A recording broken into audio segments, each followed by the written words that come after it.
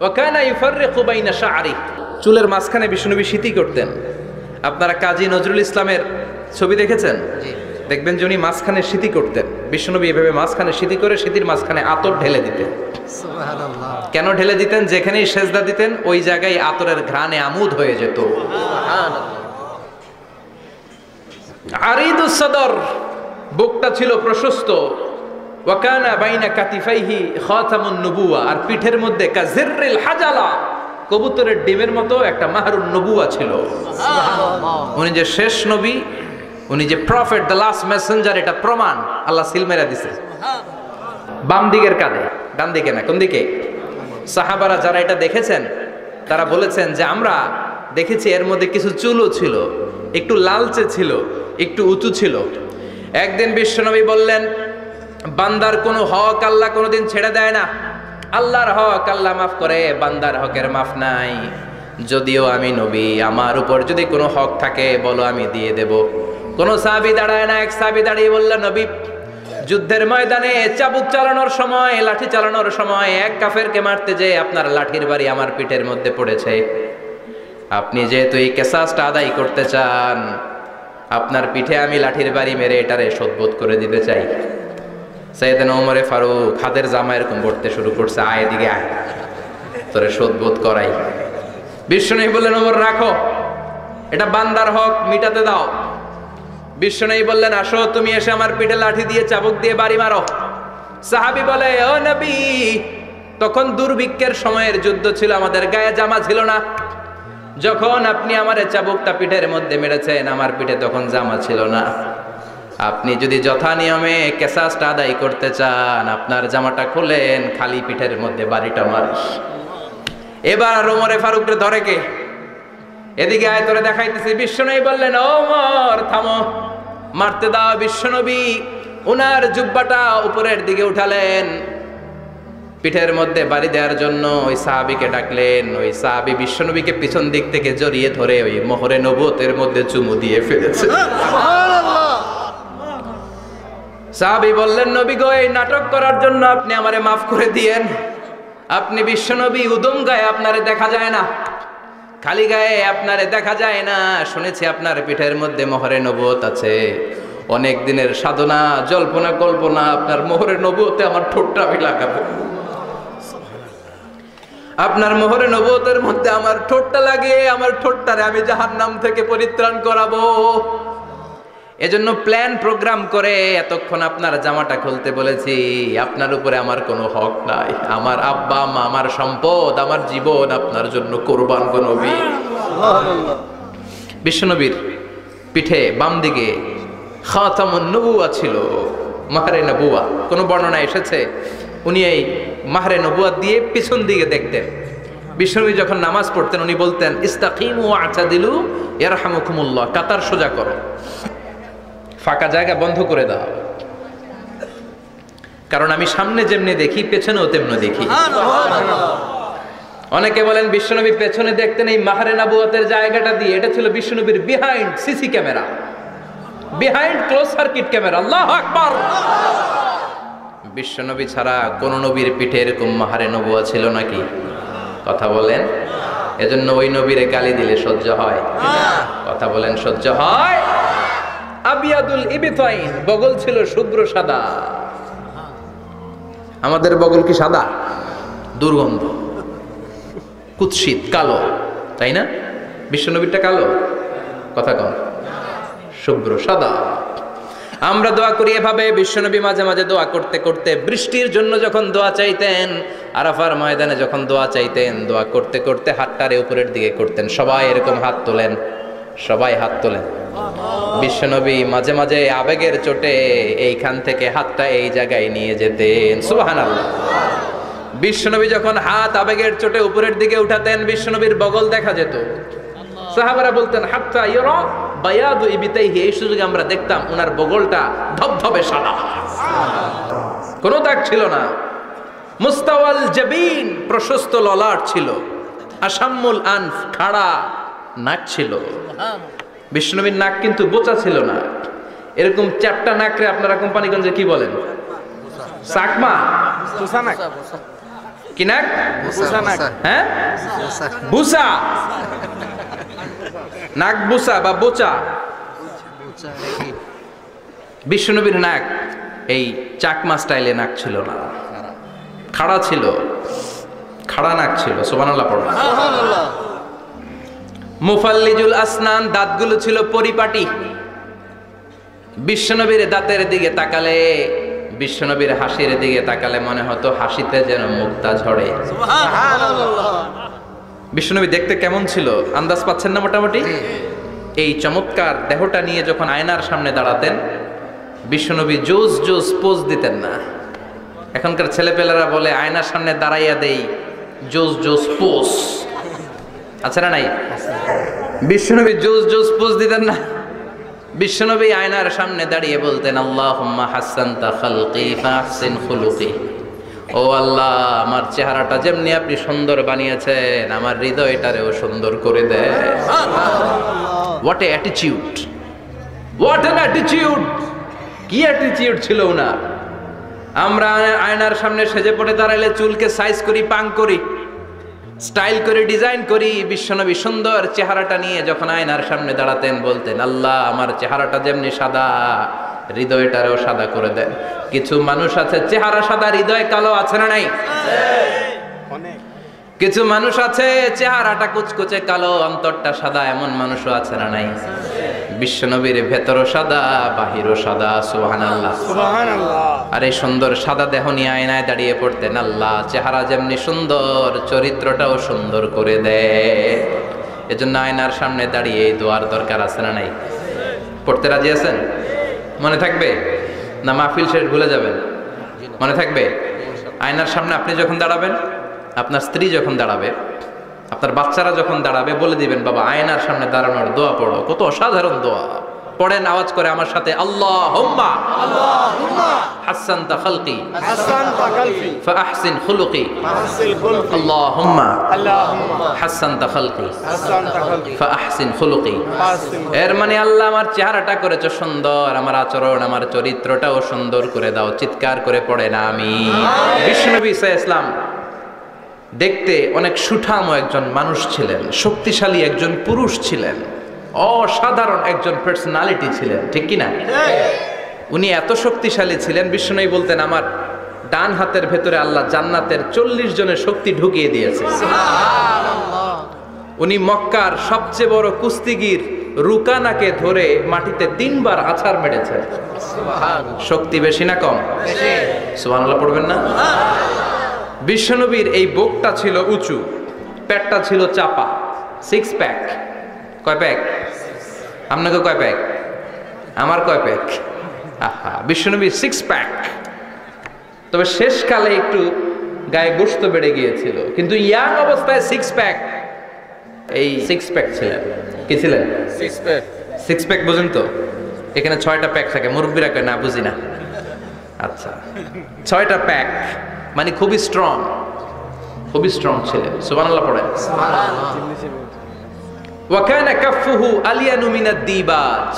বিষ্ণুবীর হাত, এই হাতের তালু রেশমের কাপড়ের চেয়ে বেশি সফট ছিল। সুবহানাল্লাহ। Softer than silk, softer than silk. সিল্কের চাইতে বেশি সফট। সিল্কের কাপড় চিনেন না? জর্জেটের কাপড় ধরতে কোমল লাগে, মোলায়েম লাগে। বিশ্বনবীর হাতের তালু এর চাইতেও মোলায়েম। এই জন্য এই মোলায়েম হাত যদি কেউ মুসাফা করার সুযোগ পাইতো, কেউ আর হাত ছাড়তে চাইতো না। আর বিশ্বনবীর অভ্যাস ছিলেন, বিশ্বনবী কারোর সাথে মুসাফা করলে, যার সাথে মুসাফা করেছেন উনি হাত টেনে না নিলে বিশ্বনবী ওনার হাত টেনে নিতেন না। আল্লাহু আকবার পড়বেন না? কি অসাধারণ ব্যক্তিত্ব ছিল! হাতের তালু ছিল সফটার দেন সিল্ক। وكان ربعة من القوم ليس بالطويل ولا بالقصير। বিশ্বনবী দেখতে একজন মাঝারি গড়নের লোক ছিলেন, খুব লম্বাও না, খুব খাটোও না। খুব বেশি লম্বাদেরকে ভালো লাগে? কথা বলে তাকাইতে গেলে টুপি পরে যাওয়ার সম্ভাবনা আছে। খুব খাটো যারা, এদেরকেও কিন্তু দেখতে অতটা ভালো লাগে না। বিশ্বনবী ছিলেন ব্যালেন্সড, মাঝারি ধরনের। লাইসা বিত-তাবিল ওয়ালা বিল কাসীর। কিভাবে আল্লাহ চুজ করেছেন ওনার পেয়ারা হাবিবকে, পড়েন সুবহানাল্লাহ। ওয়া কানা আযহারাল লাউন ফর্সা রঙের মানুষ ছিলেন, ব্রাইট কালার। কি কালার? Bright colour. সিভি যারা লিখেন কারিকুলাম ভিটা, ওইখানে স্কিন কালার লিখতে হয়। আপনি কি ফর্সা না কালো? কালো হলে ব্ল্যাক কালার, ফর্সা হলে ব্রাইট কালার। বিশ্বনবী ছিল ব্রাইট কালার, ফর্সা রঙের মানুষ। কতটা সুন্দর ছিলেন! অনেকে বলে সাইয়েদনা ইউসুফ আলাইহিস সালাম বেশি সুন্দর না। না, বিশ্বনবী সাইয়েদনা ইউসুফ আলাইহিস সালামের চেয়ে অনেক গুণ বেশি সুন্দর ছিলেন। বিশ্বনবী বলতেন আনা মালিহুন ওয়া আখি ইউসুফ সাবিহুন। আমি বিশ্বনবী মালিহ। আলেম যারা আছেন উত্তর দেন আরবিতে। মিলহুন মানে কি? লবণ। তার মানে মালিহ মানে লাবণ্যময়। বিশ্বনবী লাবণ্যময় সুন্দর ছিলেন, আর ইউসুফ আলাইহিস সালাম সাদা সুন্দর ছিলেন। এদিকে লাবণ্যময়, এদিকে সাদা, কোনটা ভাল লাগবে? কথা কন। তার মানে বিশ্বনবীর গায়ের স্কিন ছিল ব্রাইট কালার, ফর্সা রঙের মানুষ ছিলেন, মাঝারি সাইজের মানুষ ছিলেন, সিক্স প্যাকের মানুষ ছিলেন। ওয়াকুবিদা ওয়ালাইসা ফি রাসিহি ওয়া লিহিয়াতিহি 20 শাআরা বাইদা। ইন্তেকালের আগে দাড়ি আর চুল মিলে 20টা দাড়ি চুলের বেশি পাকে নাই। সুবহানাল্লাহ পড়বেন না? দাড়ি আর চুল মিলে মোট পাকছিল কয়টা? অনেকে বলে হুজুর স্বপ্নের ব্যাখ্যা দেন। কি স্বপ্ন দেখেছেন? তিনি বললেন আমি স্বপ্নে দেখেছি একজন লোক আল্লাহ রাসূলের কবর থেকে উঠে এসেছে। তাই নাকি? উনি জানতে চাচ্ছে যে এটা আল্লাহ রাসূল কিনা। আমি বললাম চেহারা কেমন দেখেছেন? বলে হুজুর আমি দেখলাম ধবধবে সাদা দাড়ি, ধবধবে সাদা চুল। তার মানে উনি কি আল্লাহ রাসূলকে দেখেছে? না, আল্লাহ রাসূলের ধবধবে সাদা চুল ছিল না, ধবধবে সাদা দাড়ি ছিল না। ইন্তেকালের আগে দাড়ি আর চুল মিলে পাকছিল কয়টা? কোম্পানিগঞ্জের ভাইয়েরা মনে থাকবে? দাড়ি আর চুল মিলে পেকেছিল কয়টা? কেমন করে পাকবে? উনি তো জাইতুনের তেল মালিশ করতেন। সুবহানাল্লাহ।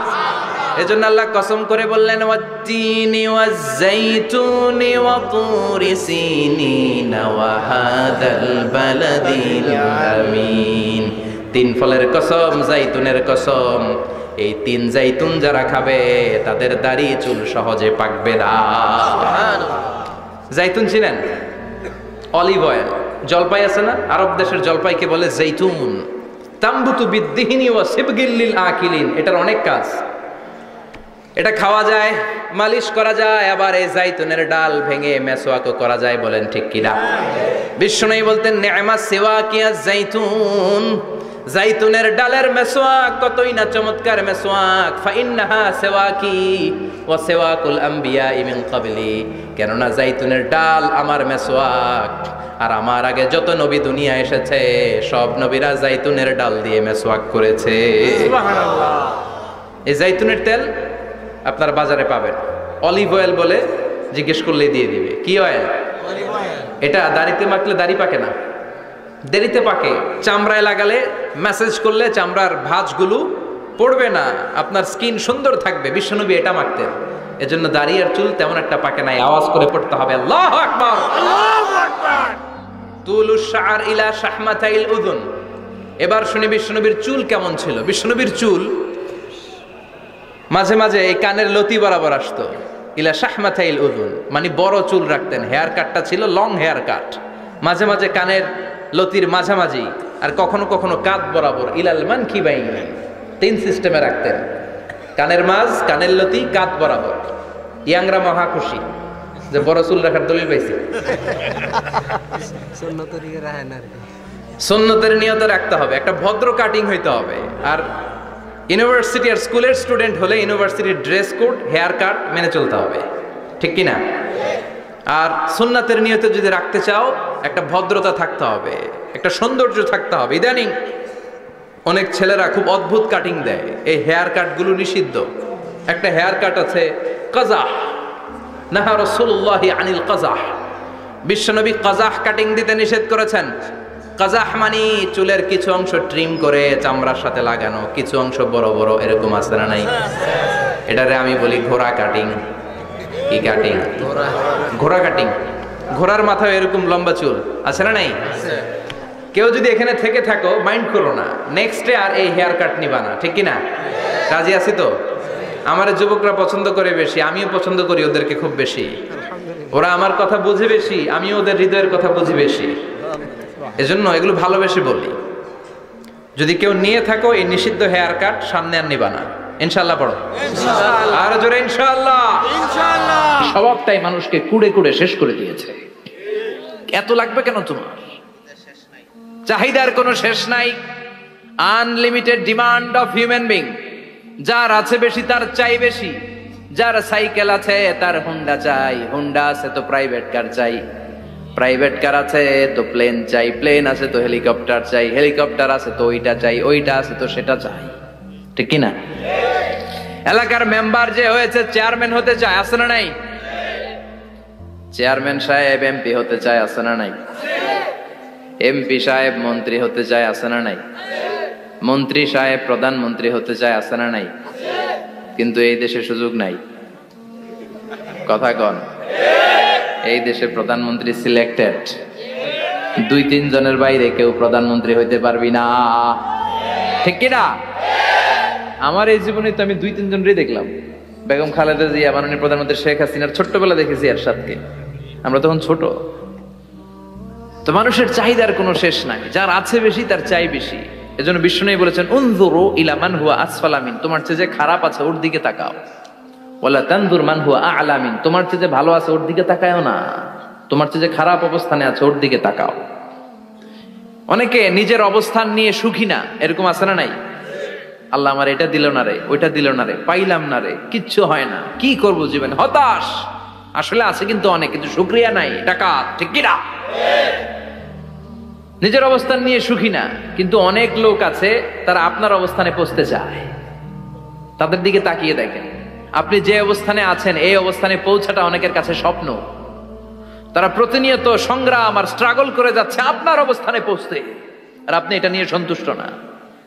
শেখ সাদির নাম শুনেছেন?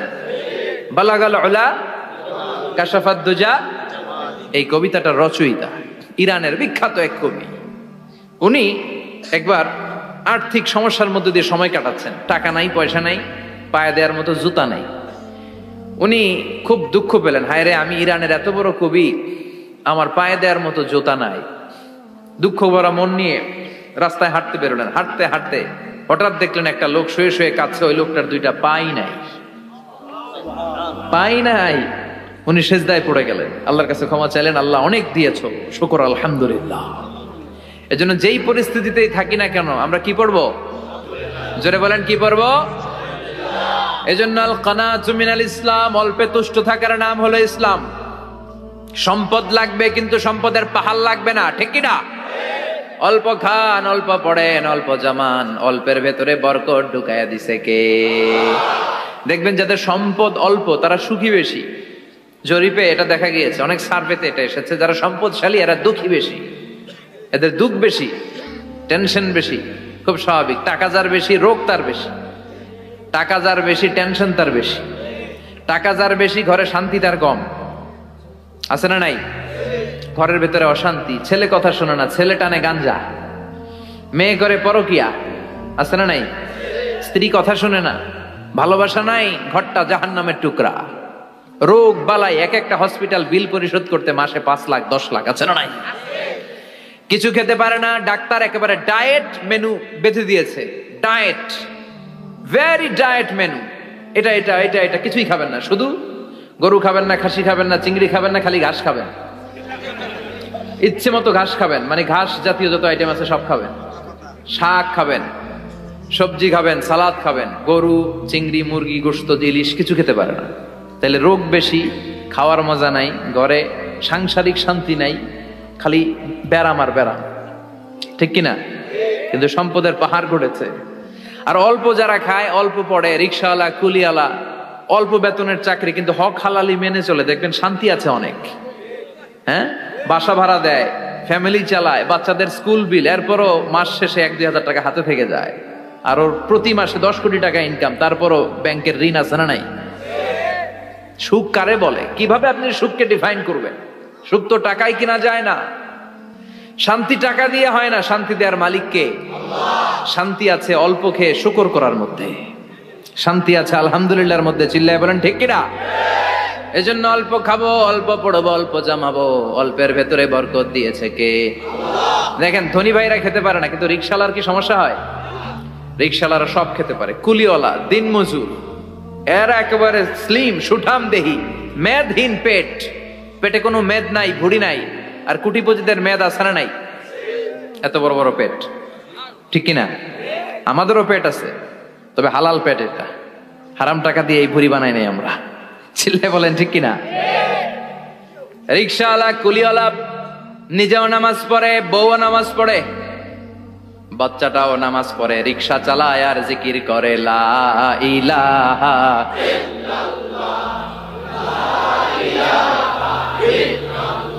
লা ইলাহা ইল্লাল্লাহু মুহাম্মাদুর রাসূলুল্লাহ সাল্লাল্লাহু। সুখ আর শান্তি, তাদের ঘরে সুখ। ধনী কোটিপতি, ভিআইপি, সিআইপিস, এদের রাতে ঘুম নাই। 1 ঘন্টা ঘুমানোর জন্য 4টা ট্যাবলেট খাওয়া লাগে, এরকম আছে না নাই? কিন্তু ঘুমের জন্য যে ট্যাবলেট খাওয়া লাগে রিকশাওয়ালা এটা জানেই না।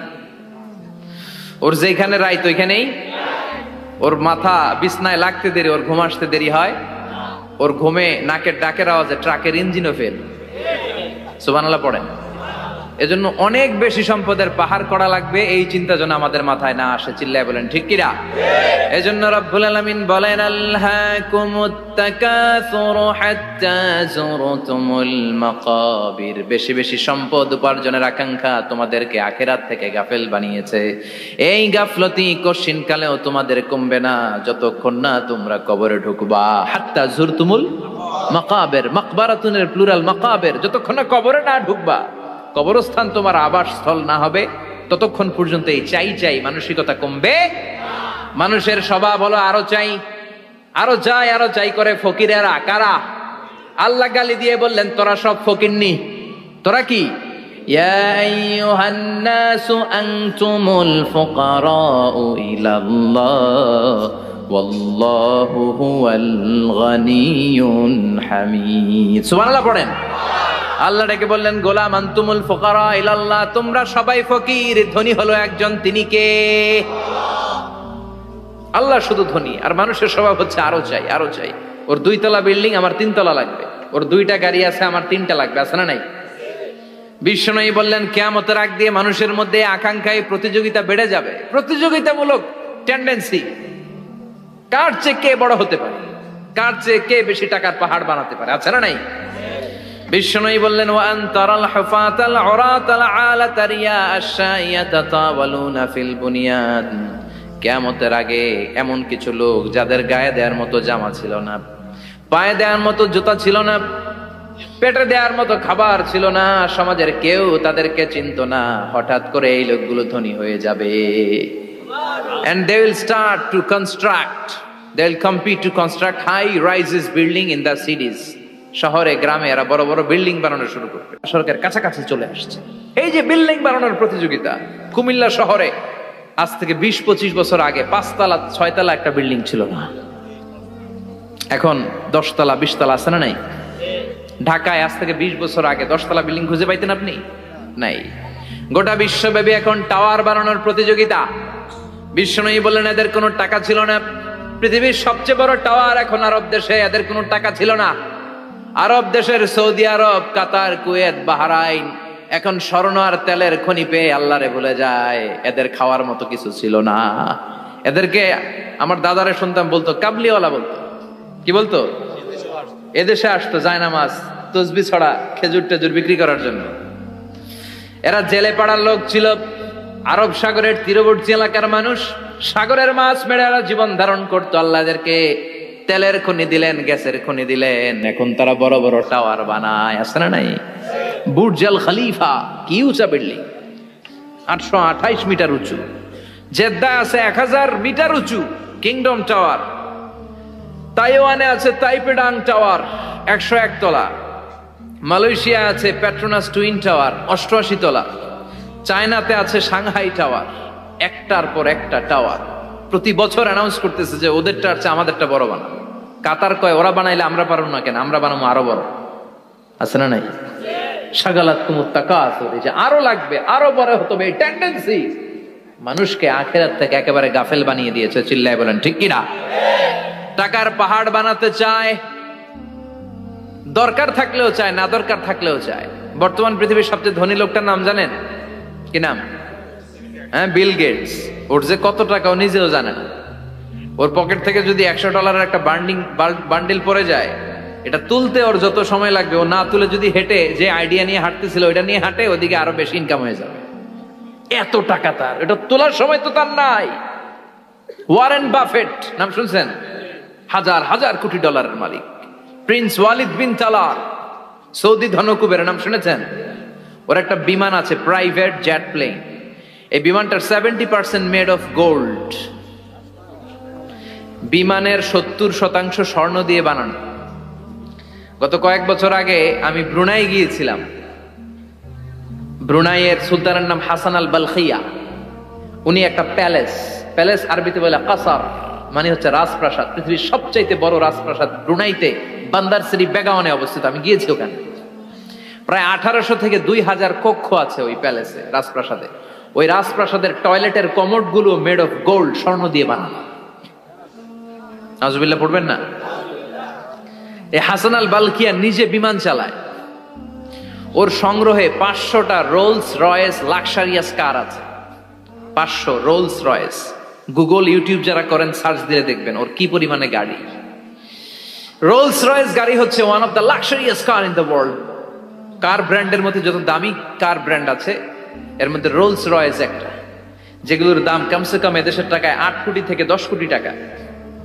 আচ্ছা বলেন, এই গাড়িগুলো যারা হাই প্রোফাইলের ভিআইপিস, তারা ফ্যামিলির সবাইকেও যদি একটা করে গাড়ি দেয়, একজনের কয়টা গাড়ি দরকার? 5টা, 10টা, 20টা? বললাম যে 20টা গাড়ি লাগবে ওনার। 500 গাড়ি দিয়ে উনি কি করবে? তার সংগ্রহে 500টা রোলস রয়েস। স্বর্ণেরও গাড়ি আছে, তার স্বর্ণের পালঙ্ক আছে, আমি দেখে এসেছি। পোরশে, ফারারে, লাম্বরগিনি, এই টাইপের যে ব্র্যান্ডগুলো আছে, অভাব নাই। তার মানে আছে, যার বেশি চায় তত বেশি। চিৎকার করে বলেন ঠিক কিনা? এজন্য আল্লাহ বললেন, আল্লাহকুমুত তাকাসুরু হাত্তা যুরতুমুল মাকাবির। দুনিয়ার লোভ তোমাদেরকে আখিরাত থেকে গাফেল বানিয়ে দিয়েছে। দুনিয়ার লোভ লালসার মধ্যে পড়ে আখিরাতকে বেমালুম তোমরা ভুলে গিয়েছো। এই গাফলতি কোনোদিন কমবে না যতদিন না তোমরা কবরে ঢুকো। ঠিক কিনা? সম্পদ উপার্জনে ইসলাম বাধা দেয় না, কিন্তু সম্পদ হৃদয়ে স্থান দেয়া যাবে না। সম্পদ উপার্জন করতে হবে, খরচ করে ফেলতে হবে। বেশি সম্পদশালী হতে হলে আল্লাহর সন্তুষ্টির জন্য যাকাত দিতে হবে। কে দিতে হবে? দে যাকাত, দে যাকাত, তোর দিল খুলবে পরে, আগে খোলো খাত। দে যাকাত, দে যাকাত, তোরা দে রে যাকাত। ঠিক কিনা? দিল পরে খুলবে, আগে হাত খোলেন। হাত খুললে দেখবেন দিলটারে খুলে দিয়েছে কে? সাইয়েদনা মুসা আলাইহিস সালামের জামানায় ওনার চাচাতো ভাই ছিল মিশরের সবচাইতে বড় ধনী, যাকাত দেয় নাই। তার কি করুণ পরিণতি হয়েছে কোরআনে আছে না নাই? এত সম্পদ ছিল, তার সম্পদগুলো সে সিন্ধুকে আটকে রাখতো। আর এই সিন্ধুকের চাবিগুলো আলগানোর জন্য, কাঁধে নেওয়ার জন্য 10 জন লোক লাগতো। সিন্ধুক কাঁধে নেওয়ার জন্য, সিন্ধুকের চাবির গোছা কাঁধে নেওয়ার জন্য কয়জন? তাহলে কি পরিমাণ সম্পদ ছিল? সাইয়েদনা মুসা বললেন, সম্পদের মালিক তুই হস নাই, আল্লাহ বানাইছে। কারণ বলে, ইন্নামা উতিতুহু আলা ইলমিন ইনদি, আল্লাহ আমারে সম্পদ দেয় নাই, আমি আমার মেধা খাটিয়ে সম্পদ বানিয়েছি। যাকাত আমি দিব না। মুসা বললেন, তাহলে আযাবে পড়বি। কারণ কয় পারলে আযাব আন, পারলে আযাব আনো। আল্লাহ বললেন, ফাখাসাফনা বিহি ওয়া বিদারহিল আরদ, ও মুসা নিরাপদ দূরত্বে চলে যাও, এখনই ভয়ঙ্কর ভূমিকম্প হবে, আযাব দেব। কারণ সহ কারণের সব সম্পদ আমি জমিনের ভেতরে ঢুকায়া দেব। আমি নিজে কারণের বাড়ি দেখে এসেছি। মিশরের রাজধানী কায়রো থেকে প্রায় 150 কিলো দূর একটা জেলা আছে, ফায়ুম জেলা। ওইখানে কারুনকে আল্লাহ তার সব সম্পত্তি সব মাটিতে দাবিয়ে দিয়েছেন। দাবাতে দাবাতে হাঁটু পর্যন্ত যখন কারুন জামিনে দেবে যায়, ভাবছে উঠে যাবে। কোমর পর্যন্ত যখন মাটির মধ্যে দেবে যায়, ভাবছে উঠতে পারবে। গলা পর্যন্ত যখন দেবে যায়, হাত তুইলা কয়, আমি ঈমান আনলাম। ও মুসা, সব সম্পদ তোর, আর তোর আল্লাহর লইয়া যা, খালি আমারে বাঁচা, আমারে। সব গাদ্দারদের একই পরিণতি। ফেরাউনরেও যখন আল্লাহ লোহিত সাগরে পানি খাওয়াতে খাওয়াতে পেটটা এত বড়, হাত তুলা কয়, আনা মিনাল মুসলিমিন, আমি মুসলমান, আমি ভালো মানুষ। আল্লাহর কোরআন সাক্ষী, সে বলেছে আনা মিনাল। বনি ইসরাইলরা যে আল্লাহরে মানে, আমিও তারে মানি, আমিও আল্লাহর দলের একনিষ্ঠ কর্মী। আর পানি খাইতে পারি না, আল্লাহ বাঁচাও। আল্লাহ কয় আরো খা। শেষ। ফেরাউন শেষ, নমরুদ শেষ, কারুন শেষ, পুরো সম্পদ সহ আল্লাহ কারুনকে জামিনের ভেতরে দাবিয়ে দিলেন। এজন্য সম্পদ যাদের বেশি জাকাত দেওয়ার দরকার আছে না নাই? দারিদ্রতা বিমোচনের জন্য জাকাত দিবেন। জাকাতের শাড়ি লুঙ্গি এইভাবে না, অনেকে কিন্তু দেয় জাকাতের শাড়ি, জাকাতের লুঙ্গি, জাকাতের গামছা, এরকম ডাকাইত আছে না নাই? বাংলাদেশে এমনও হয়েছে জাকাতের শাড়ি দিবে বলে সে পত্রিকায় নিউজ করেছে, আর ওই শাড়ি আনার জন্য শাড়ি দিবে 5,000 মানুষ এসেছে 5 লক্ষ। পদপৃষ্ঠ হয়ে 11 জন নারী এক জায়গায় মারা গিয়েছে। কিয়ামতের দিন আল্লাহ বিচারের কাঠগড়ায় এই বিজনেস ম্যাগনেটকে দাঁড়িয়ে সেদিন জিজ্ঞাসা করবে যে কেন তুই এদেরকে কষ্ট দিয়েছিলি? চিল্লা এখন ঠিক কিনা? এদের মৃত্যুর দায়ভার এই শিল্পপতি এড়াতে পারবে না। জাকাতের শাড়ি, জাকাতের লুঙ্গি বিতরণের জন্য আল্লাহ তোমারে ধনী বানায় নাই। ধনীদের দায়িত্ব হলো গরিবের হাতে সম্পদ পৌঁছে দেয়া। ওয়া ফি আমওয়ালিহিম হাক্কুন লিসাইলি ওয়াল মাহরুম। গরিব আমার কাছ থেকে সম্পদ আর জাকাত নিয়ে সে আমার প্রতি করুণা করেছে, আমি জাকাত দেই বলে আমি কোনো দয়া দেখাই নাই। কথা বুঝতে পেরেছেন? আইডিয়াটা ক্লিয়ার করে নেন। জাকাত দেয়া আমার জন্য কি? কথা বলেন, ফরজ। আর যে জাকাত নেয় তার জন্য জাকাত খাওয়া কি ফরজ? আমি গরিব মানুষ, আমি জাকাত খাবো না, না খাইয়া থাকুম, রোজা রাখুন, কথা কন। আমার যে জাকাত নেওয়া লাগবে এমন কোনো কথা নেই, কিন্তু আমি যে ধনী আমার দিতেই হবে, এটা ফরজ। তার মানে আমি দিয়ে আমি দয়া করি নাই, ও নিয়ে আমারে বাঁচাইয়া দয়া করে গেছে। চিৎকার করে বলো ঠিক কিনা? ইসলাম বলে রাস্তার এক পাশে পাঁচতলা আর এক পাশে গাছতলা, এটার নাম ইসলাম না। ওফি আমওয়ালিহিম হাক্কুন লিসাইলি ওয়াল মাহরুম। খেটে খাওয়া মানুষ, সুবিধা বঞ্চিত মানুষদের দ্বারে যে তুমি জাকাতের টাকা পৌঁছে দাও। জাকাতকে ফরজ করা হয়েছে দারিদ্রতা বিমোচনের জন্য। আপনি শাড়ি লুঙ্গি দিলে কি হবে? ওরে শাড়ি দিচ্ছেন দুপুরে, রাত্রে বেলা ও আরেক জায়গায় লাইন ধরে আছে, বিরিয়ানির প্যাকেট দিতেছে ওইখানে, কথা কন। সারাটা বছর ও জাকাতের টাকা নেবে, ওর কিচ্ছু হবে না। বরং এমন কিছু তাকে করে দিতে হবে যেটা দিয়ে সে ফ্যামিলি লিড করতে পারে। একটা সিএনজি কিনে দেন, ওই ফ্যামিলিতে কোনো যুবক থাকলে সিএনজি চালায়া, অটো চালায়া ফ্যামিলিটারে চালাবে। একটা টঙের দোকান করে দেন, চায়ের দোকান, চা বিক্রি করে ফ্যামিলিটারে চালাবে। অস্ট্রেলিয়ান একটা গাই কিনে দেন, গরুর দুধ বিক্রি করে তার ফ্যামিলি চলবে। কিংবা মাছের একটা খামার করে দেন, মুরগির খামার করে দেন, ঠিক কিনা? ওমরে ফারুক বলতেন এমন ভাবে জাকাত দাও যাতে করে যাকে জাকাত দিয়েছে জীবনে কোনোদিন সেজন্য আর কারো কাছে যে হাত পেতে জাকাতের জন্য দাঁড়িয়ে না থাকে। এই বিধানটা কার? এজন্য আল্লাহ বললেন আলহাকুমুত তাকাসুরু হাত্তা যুরতুমুল মাকাবির। দুনিয়ার লোভ লালসা তোমাদের কমবে না যতদিন না তোমরা কবরে ঢুকো। কার কথা? চিল্লায় বলেন কার? এজন্য দুনিয়ার প্রতি যে আমাদের লোভ, এটা কি বাড়াইতে হবে না কমাইতে হবে? এই দুনিয়ার জীবন এটা ক্ষণিকের। আমাল হায়াতুদ দুনিয়া ইল্লা মাতাউল গুরুর। এটা ভোগের সামগ্রী, আজ আছে কাল না, এটা হাতের ময়লা। দুনিয়ার এই জীবনের দৃষ্টান্ত হচ্ছে 4টা স্বর্ণের টুকরা আর 3টা লাশের মতো। স্বর্ণের টুকরা 4টা, চিৎকার করে বলেন তো কয়টা? লাশ 3টা, জোরে বলেন কয়টা? অনেক অনেক আগের যুগের 3 জন যুবক জীবিকার তাগিদে তারা বের হয়েছে কর্মসংস্থান করে খাবে।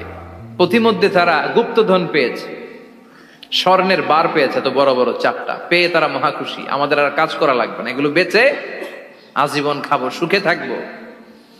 তো 3 জন মিলে বললো 4টা স্বর্ণের টুকরা 3 জনের মধ্যে ভাগ করে দেওয়ার আগে একজন এক কাজ কর, বাজার থেকে কিছু রুটি নিয়ে আয়, খুব ক্ষুধা লেগেছে, খেয়ে নেই। একজনরে রুটি আনতে পাঠিয়ে 2 জন মিলে ভাবে ওইটারে যদি মেরে ফেলতে পারি তাহলে তো তোর আর আমার মধ্যে কোনো ঝামেলা নাই। স্বর্ণের টুকরা কয়টা? তুই নিবি 2টা, আমি নেব 2টা। আর যেটারে রুটি আনতে পাঠাইছে ওইটা মনে মনে ভাবতেছে রুটির মধ্যে বিষ মিশাই নিয়ে যাব। কি মিশাবো? বিষ খাইয়া ওইটা শেষ, সবগুলো আমার। তো বিষ মিশায় নিয়ে আসছে, আর আগের পরিকল্পনা অনুযায়ী এই 2 জন মিলে তাকে নৃশংসভাবে হত্যা করেছে। হত্যার পরে কয় প্রচন্ড ক্ষুধা লাগছে, লো আগে খাইয়া লই। 2 জন মিলে বাজার থেকে আনা বিষ মাখানো রুটি খেয়ে ওই 2টাও শেষ। স্বর্ণের জায়গায় স্বর্ণ পড়ে আছে, স্বর্ণগুলো নেয়ার মতো মানুষ আর নাই, ঠিক কিনা? এজন্য মানুষের এই চাহিদা কমবে না। বিশ্বনবী বলেন লাউ আন্না লিকুল্লি ইবনে আদম ওয়াদিয়ান মিন যাহাব আহাব্বা আই ইয়াকুনা ইলাইহি ওয়াদিয়ান। আল্লাহ প্রত্যেককে, আমাদের প্রত্যেককে যদি একটা করে স্বর্ণের পাহাড়ের মালিক বানিয়ে দেয়। কয়টা করে পাহাড় দেখছেন কোনোদিন? কই দেখছেন? চিটাং গেছিলেন? এই চট্টগ্রামে গেলে দেখা যায় কি পাহাড়। এই একটা পাহাড় স্বর্ণের, এক একটা স্বর্ণের পাহাড়ের মালিক যদি আমাদের এক একজনকে বানায় দেয়া হয়, এরপর আমরা চাবো আরেকটা স্বর্ণের পাহাড়ের মালিক কেমন করে হওয়া যায়। আচ্ছা বলেন তো, একটা স্বর্ণের পাহাড় আমার 14 পুরুষ বিক্রি করে খাইলেও শেষ করতে পারবো এটা? তো আরেকটা কেন লাগবে আমার? ওয়ালাই আমলা আফাহু ইল্লা তুরাব। বিষ্ণু বলেন, কবরের মাটি যতক্ষণ না তোর মুখে না ঢুকবে, তোর এই চাওয়া চাওয়া খাই খাই সব বন্ধ হবে না। এজন্য আল্লাহ বললেন, আলহাকুমুত তাকাসুরু হাত্তা যুরতুমুল মাকাবির। দুনিয়া তোমাদেরকে গাফেল বানিয়ে দিয়েছে, গাফলতি কমবে না যতদিন না কবরে ঢুকো। কবরে ঢুকা লাগবে, কবরে ঢুকা লাগবে না? কবরে আমাদেরকে যেতেই হবে, যেখানেই থাকেন। কবরের প্রশ্ন আছে না নাই? অনেকে বলে, হুজুর বিমান হামলায় মারা গিয়েছে, বিমান জ্বলে পুড়ে ছাই হয়ে গিয়েছে, তার কবর কোথায়? তার আত্মাটা যেখানে আছে ওই জায়গায় প্রশ্ন আছে না নাই? অনেকে বলে, হুজুর সাগরের মধ্যে পড়ে মারা গিয়েছে, তিমি মাছ খেয়ে ফেলেছে, তার কোনো অস্তিত্ব নাই, কিন্তু তার রুহুটা আছে না নাই? প্রতিটা রুহু সংরক্ষণ করে কে? প্রত্যেকটা আত্মা আল্লাহর কাছে সংরক্ষিত থাকে। প্রতিটা রুহু, প্রতিটা মানুষ মালাকুল মাউতকে দেখতে পায়। আপনিও দেখবেন, আমিও দেখব। মুমিনদের কাছে এসে মালাকুল মাউত একজন যুবকের বেশে সাদা ধবধবে জুব্বা পরে সুগন্ধি মেখে মুমূর্ষ ব্যক্তির শিয়রে বসে বসে বলে, ইয়া আইয়াতুহান নাফসুল মুতমাইন্না, হে প্রশান্ত আত্মা, উখরুজি ইলা মাগফিরাতিল্লাহি ওয়া রিদওয়ানি, আল্লাহর ক্ষমা আর দয়ার দিকে বের হয়ে আসো। বলা মাত্রই মুমিনের আত্মাটা স্মুথলি বের হয়ে আসে। কাফান মিন আকফানিল জান্নাহ, হানুত মিন হানুতিল জান্নাহ, জান্নাত থেকে আনা সুগন্ধি কাফনের মধ্যে পেঁচিয়ে তিনি রূহটাকে নিয়ে ইল্লিনে চলে যায়। সরাসরি দেখে মালাকুল মাউতকে। আর যারা ইসলাম বিরোধী, কোরআন বিরোধী, তাদের সামনে এসে মালাকুল মাউত ত্রাস সৃষ্টি করে। আগে ধমক। হাইওয়েতে মাঝে মাঝে ডাকাতি হয় না? বাসগুলোর মধ্যে যখন ডাকাতি হয়, বাসে থাকে 50 জন, ডাকাত ঢুকে 5 জন, এই 5 জনের ভয়ে সবগুলো পেশাব করে দেয়। কারণ ত্রাস সৃষ্টি করে। এসেই চাইনিজ কুড়াল দিয়ে আগে কুবায় দেয় 4-5 জনের। রক্ত দেখে কি দেওয়ার সব আগে রেডি করে রাখে। মালাকুল মাউত এসে কাফের নাস্তিক মুশরিকদের সামনে সেরকম একটা ত্রাস সৃষ্টি করে, ভয়ে লোকটা কাঁপতে থাকে। ওর কাছে ভদ্র ভাষায় কথা বলে না, সুন্দর জামা পরে আসে না, কালো কুচকুচে চেহারা, ভয়ঙ্কর একটা রূপ নিয়ে, আকৃতি নিয়ে ইসলাম বিরোধীদের মাথার সামনে আসে, দুর্গন্ধযুক্ত চেহারার দেহ নিয়ে ধমক দিয়ে বলে, ও পাপাত্তা, ইয়া আইয়াতুহান নাফসুল খাবিসা উখরুজি ইলা গাদাবিল্লাহ, হে পাপাত্তা, আল্লাহর রাগ, ক্রোধ আর গজবের দিকে বের হয়ে আয়। মুমিনের আত্মা বলার সাথে সাথে যেমনি মুমিনের দেহ থেকে বের হয়ে জান্নাতি কাফনের ভেতরে ঢুকে, কাফেরদের আত্মাও কি এরকম তাড়াতাড়ি বেরোতে চায় নাকি? কাফেরদের আত্মা বেরোতে চায় না। ডানে দৌড়, বায়ে দৌড়, সামনে দৌড়, পেছনে দৌড়, আহা দৌড়াদৌড়ি করে। মালাকুল মাউত এটাকে টেনে হিচড়ে, একটা জীবিত ছাগলকে জবেহ না করে, জবাই না করে, তার চামড়া উল্টার দিকে টেনে হিচড়ে বের করলে ছাগলটা যত কষ্ট পায়, এর সে কম 70 গুণ বেশি কষ্ট দিয়ে কাফের মুশরিক আর গাদ্দারদের রূহ কবজ করা হয়। আল্লাহ এই পরিস্থিতি থেকে তুমি আমাদের বাঁচাও। মুমিনদের রূহ যেমনি কবজ হয়, ওইভাবে রূহ কবজের ব্যবস্থা করে দিও। ইমানের মৃত্যু নসিব করে দিও, শাহিদি মৃত্যু নসিব করে দিও। আমাকে শহীদ করে সেই মিছিলে শামিল করে নিও, যে মিছিলের নেতা মীর হামজা, খোবায়েবে খাব্বাব, আল্লাহর কাছে ছিল অতি প্রিয়, শামিল করে নিও। আমাকে শহীদ করে সেই মিছিলে শামিল করে নিও। পড়েন আমিন। আরো জোরে পড়েন আমিন। তার মানে বিমান দুর্ঘটনায় হোক, কিংবা লঞ্চ ডুবিতে হোক, কিংবা আগুনে পড়ে হোক, কিংবা আত্মঘাতী হামলায় হোক, যে যেখানেই মারা যায়, কবরের 3টা প্রশ্ন তার জন্য আছে না নাই?